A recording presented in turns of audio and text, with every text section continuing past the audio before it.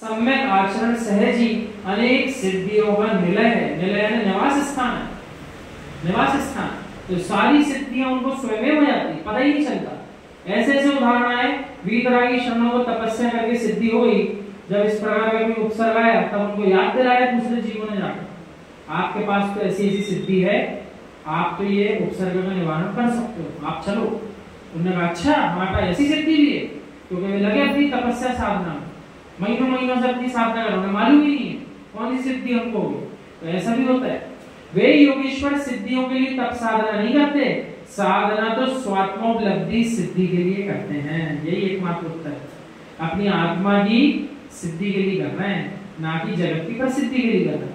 जगत की लौकिक सिद्धियां स्वात्मा राधक के लिए महत्वपूर्ण नहीं है, फिर भी वे सहज स्वात्मा के ध्यान के बल पर प्राप्त हुई अनेकों सिद्धियों के भंडार हो जाते हैं। हो जाते हैं कि नहीं हो जाते?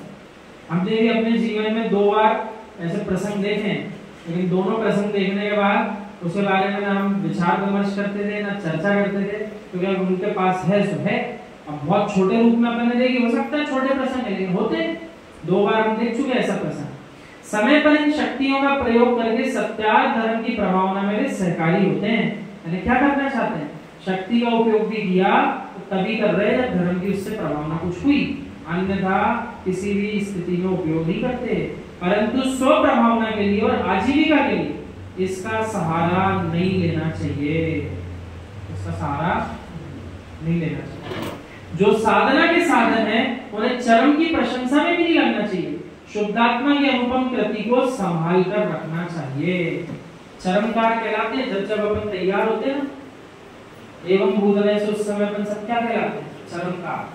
जो शरीर को सजाने का काम अपन करते हैं, भले आप दिन में 1 बार करते हो तो 1 बार चरमकार करें, और जो जितनी ज्यादा बार करता है सजाने का काम, वो उतनी बार चरमकार बनाना चाहिए। तो अपन के ऊपर है, अपन को 1 बार भी बनना, 2 बार बनना, 10 बार बनना अपनी इच्छा है। जो जितना सजारा बजारा अपने शरीर को उस समय एवं भूतलय से वो चरमकार। अपन जगत में चरमकार किसको कहते हैं? सबको पता है। काव्य कला मात्रिक वर्णिक तुकांत गद्य पद्य छंदबद्ध अछंदबद्ध आदि विद्याओं में काव्य कुशलता से जन मैदिनी के चित्त को वश कर लेना। कितने सुंदर सुंदर ऐसे कंठ हैं अपने कई वीतरागी श्रवणों के, जब वे अपनी प्रभावना करते हैं तो सारे जीव मंत्रमुग्ध होकर के सुनने बैठ जाते, कोई और कार्य करते हुए दिखाई नहीं देते। श्रोता मंत्रमुग्ध होकर सभी विकारों से शून्य हो जाए, अपनी आत्मा और परमात्मा दोनों में उसका चित्त स्थिर रहे, अन्यत्र उसका चित्त प्रवेश ना कर सके, वही सुकवि का सुकाव्य है, वही सुकवि का सुकाव्य है।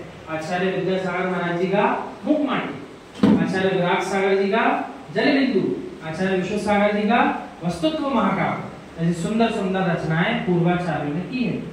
मन मंथन से पृथक शुद्ध चैतन्य में प्रवेश करा दे, यही सुकवि के सुकाव्य की सफलता है। यानी जीवों के मन में मंथन चलने लग जाए, क्या पढ़ लिया, इसका कितना गहरा अर्थ है, ऐसा विचार होने लग जाए। जो नारी रूप लावण्य काम भोग की महिमा गाए, विकार जागृति के हेतु कविताएं रचे, कुकवि कुपंत पोषक, सत्य मार्ग के आलोचक, धर्म के नाशक,